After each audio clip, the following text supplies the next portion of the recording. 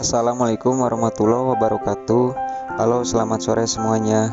Dimanapun kalian berada, semoga kalian dalam keadaan sehat, banyak rezeki. Welcome to my channel Dadan Hamdani. Kembali lagi dengan saya Helmi Irawan. Sekarang saya berada di lahan perkebunan tempat budidaya tanaman cabai. Di video kali ini saya akan melaksanakan praktik tentang cara pengecekan pH tanah secara tradisional bersama dengan kelompok tani yang sedang membudidayakan tanaman cabai, tepatnya di wilayah Kecamatan Maniis. Maka dari itu, agar kalian tidak penasaran, tonton videonya sampai selesai. Cekidot.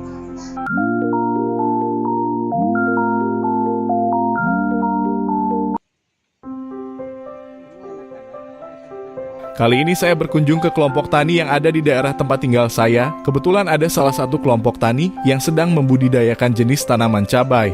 Sebelumnya saya sudah bersilaturahmi dan meminta izin untuk melaksanakan praktik di tempat usaha tani mereka. Materi yang akan saya sulukan kepada mereka tentang penyuluhan serta demonstrasi cara pengecekan pH tanah atau dengan memakai alat ataupun secara manual. Sehingga kelompok tani tersebut penasaran ingin mengetahui lahan yang mereka olah apakah subur apa tidak. Sehingga kita membuat jadwal kunjungan ke tempat usaha tani mereka, jadwal yang telah disepakati bersama pada hari Sabtu tanggal 4 November 2023, tepatnya di Kecamatan Maniis, Kabupaten Purwakarta, Jawa Barat. Pada kesempatan kali ini saya bersosialisasi dengan mereka, diantaranya Mas Budi, Mas Hasan, Mas Reza, Mas Aldi, dan Mas Anwar. Di sini saya berdiskusi dengan kelompok tani tentang cara budidaya jenis tanaman cabai. Menurut petani, tanaman cabai yang dibudidayakannya mengalami perlambatan dari segi pertumbuhan dan sebagian ada yang mengalami kematian pada tanaman tersebut. Maka dari itu harus dilakukan pengecekan pH tanah tersebut untuk memastikan tanah yang dikelola oleh petani apakah dalam kondisi sehat atau tidak sehat. Berdasarkan pengalaman, dalam budidaya tanaman, kalau misalkan tanah tidak sehat itu akan menghambat pertumbuhan tanaman tersebut. Meskipun perawatan pada tanaman secara rutin dilakukan dikarenakan unsur hara yang ada di dalam tanah tidak bisa menyerap akar tanaman. Sebelum melaksanakan demonstrasi, saya menjelaskan terlebih dahulu terkait persiapan dan langkah-langkah untuk pengecekan pH tanah di lahan tempat budidaya tanaman tersebut. Cara pengecekan pH tanah yang akan saya praktikkan ke kelompok tani tersebut ada dua cara. Pertama, menggunakan alat ukur pH meter dan pH digital. Dan cara kedua, pengecekan secara manual. Untuk pengecekan secara manual, kita harus mempersiapkan bahan-bahannya antara lain 3 gelas plastik kosong, kunyit, jeruk nipis, promag atau yang disebut obat maag, pisau, air, dan sampel tanah. Jadi pada dasarnya sebelum dilakukan penanaman jenis tanaman yang akan dibudidayakan, kita harus memperhatikan tekstur tanah tersebut dan dilakukan pengolahan tanah dengan baik dengan cara pengecekan pakai alat atau secara manual. Dan saya rekomendasikan untuk para petani yang tidak terjangkau oleh penyuluh bisa dilakukan secara manual dengan bahan-bahan yang saya sebutkan tadi. Dikarenakan asumsi saya para petani yang ada di daerah tempat tinggal saya tidak banyak yang mempunyai alat pengecekan pH tanah. Karena alat tersebut yang akurat, harganya terbilang cukup mahal, maka dari itu solusinya harus menggunakan cara manual yang terlihat cukup sederhana dan tidak susah. Tidak menutup kemungkinan hasil yang didapatkan mendekati akurat dari alat pH meter tersebut.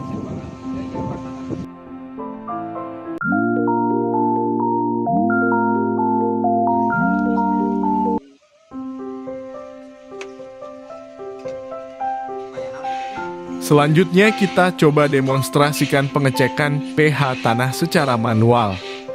Langkah pertama, ketiga gelas plastik yang sudah tersedia diisi dengan air secukupnya dan siapkan sampel tanah yang akan dicek. Langkah selanjutnya, kupas dengan pisau jeruk nipis yang sudah disediakan dan diperas air jeruknya dimasukkan ke dalam gelas pertama lalu diaduk dengan cara memutarkan tangannya. Setelah itu lanjut ke gelas kedua yang sudah terisi dengan air. Promag yang sudah disediakan ditumbuk sampai hancur dan ditaburkan ke dalam gelas kedua yang sudah terisi dengan air lalu diaduk secara merata.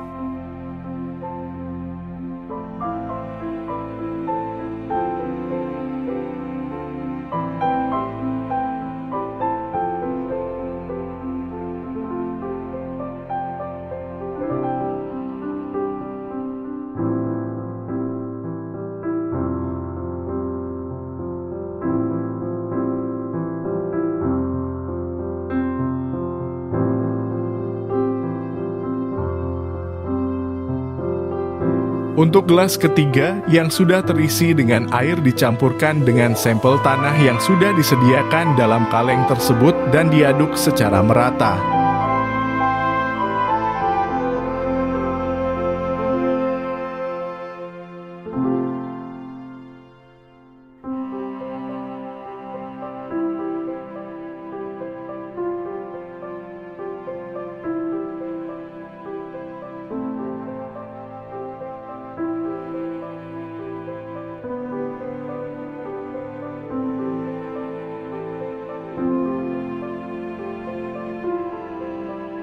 Setelah itu kita siapkan kunyit dengan cara mengiris tipis-tipis menjadi 4 bagian. Yang pertama untuk dijadikan patokan pH normal.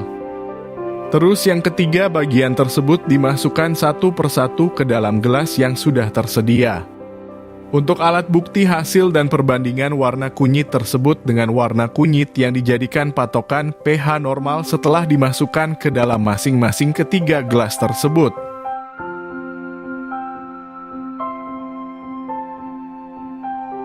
Jadi fungsi dari gelas yang terisi dengan air jeruk nipis tersebut membuktikan bahwa air itu mengandung pH asam atau masam.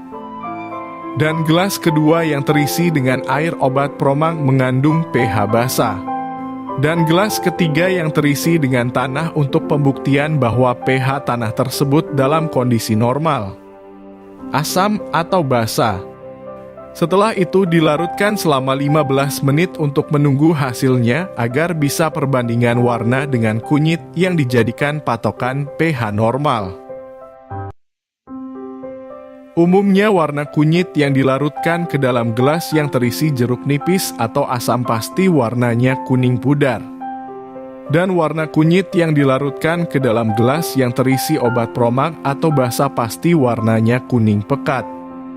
Nanti kita bandingkan hasil dari kunyit yang dilarutkan ke dalam gelas yang terisi dengan tanah setelah menunggu selama 15 menit apakah warnanya berubah atau tidak.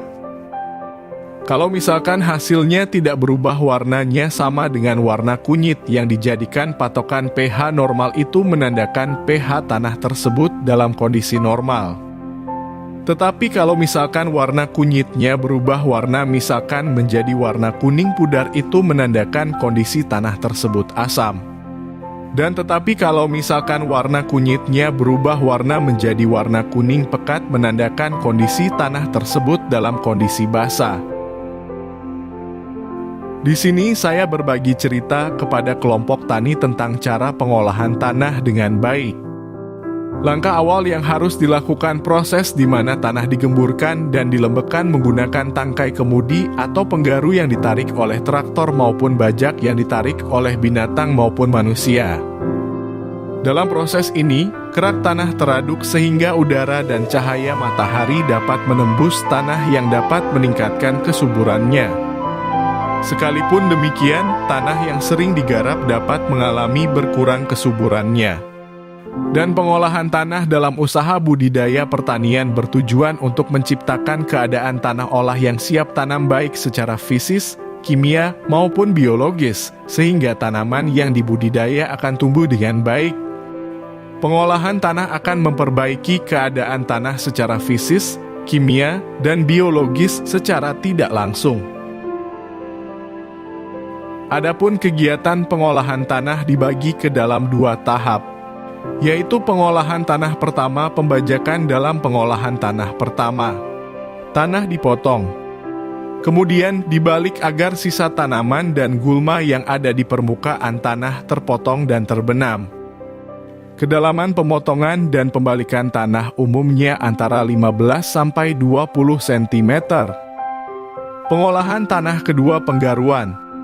Pengolahan tanah kedua bertujuan untuk menghancurkan bongkahan tanah hasil pengolahan tanah pertama yang besar menjadi lebih kecil dan sisa tanaman serta gulma yang terbenam dipotong lagi menjadi lebih halus sehingga akan mempercepat proses pembusukan.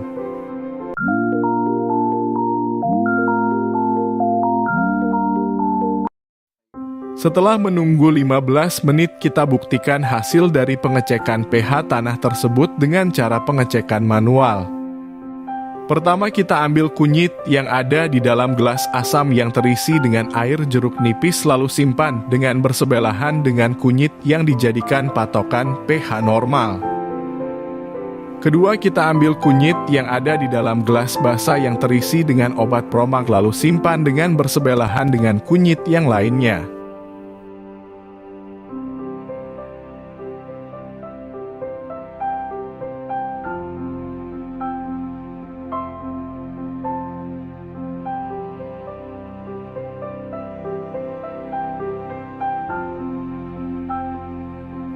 Ketiga, kita ambil kunyit yang ada di dalam gelas yang terisi dengan sampel tanah yang akan dibuktikan bahwa kondisi tanah tersebut dalam kondisi normal atau tidak, lalu simpan dengan bersebelahan dengan kunyit yang lainnya.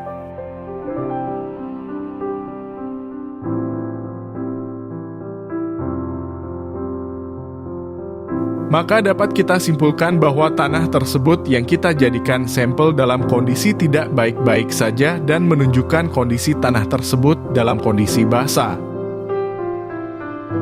Sebelumnya saya sudah mengecek tanah tersebut dengan pH meter menunjukkan hasil dari pH meter tersebut kondisi tanah yang dijadikan sampel ini dalam kondisi basah. Jadi hasilnya sama dengan pengecekan secara manual dan membuktikan keakuratan pengecekan pH tanah dengan cara manual itu tidak menutup kemungkinan dibandingkan dengan alat ukur pH digital yang harganya terjangkau yang ada di pasaran. Dan semua kalangan petani bisa membelinya tetapi dari tingkat keakuratnya belum teruji.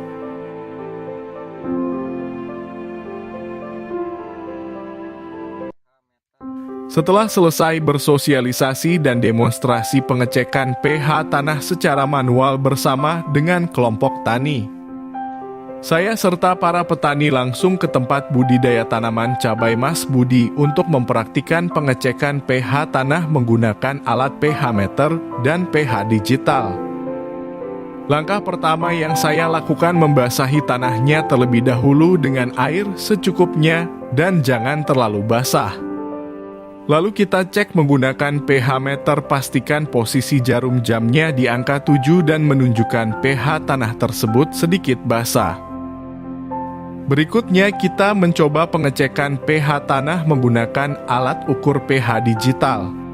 Langkah pertama kita nyalakan terlebih dahulu dan posisi angkanya sama seperti alat pH meter di angka 7 lalu kita tancapkan alat ukurnya ke tanah yang akan dicek dan hasilnya menunjukkan sedikit asam tidak sama dengan alat ukur pH meter. Dari sini kita bisa lihat dan bandingkan alat mana yang lebih akurat dan saya rekomendasi alat yang paling akurat itu pH meter.